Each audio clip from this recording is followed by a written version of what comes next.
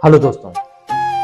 कहते हैं किसी ने रोजा रखा तो किसी ने उपवास रखा, लेकिन दुआ कबूल उसी की हुई माँ बाप को जिसने अपने साथ रखा।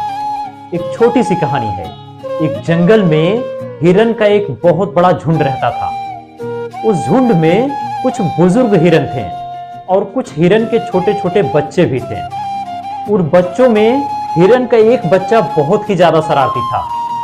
वो अक्सर अपने माता पिता को बिना बताए जंगल में बहुत दूर तक निकल जाता था, लेकिन जब वो लौट के आता था तो उसके माता पिता उसे समझाते थे, उसे कहते थे कि जंगल में अकेले नहीं जाना चाहिए, जंगल में और भी जानवर रहते हैं। लेकिन वो अपने माता पिता की एक भी बात नहीं सुनता था और बार बार अकेले ही झुंड से बाहर निकल जाता था।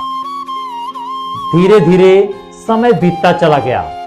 अब वो हिरन का बच्चा धीरे धीरे बड़ा हो चुका था, लेकिन उसकी शरारतें, उसकी आदतें अब भी नहीं बदली थी।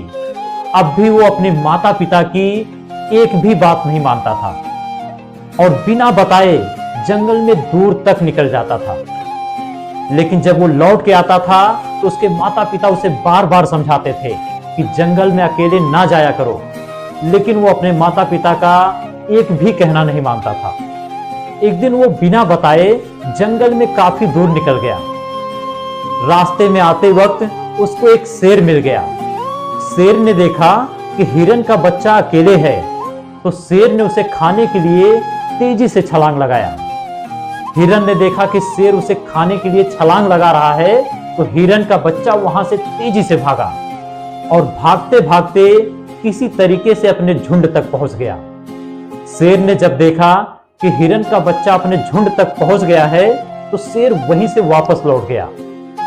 अब उस हिरन के बच्चे को एहसास हो गया था कि वो कितनी बड़ी गलती कर रहा था। उसके माता पिता उसके अच्छे के लिए समझा रहे थे। उसने अपने माता पिता से माफी मांगा। कभी भी जब माता पिता अपने बच्चों को कुछ समझाते हैं तो उसके अच्छे के लिए समझाते हैं, उसके बुरे के लिए नहीं।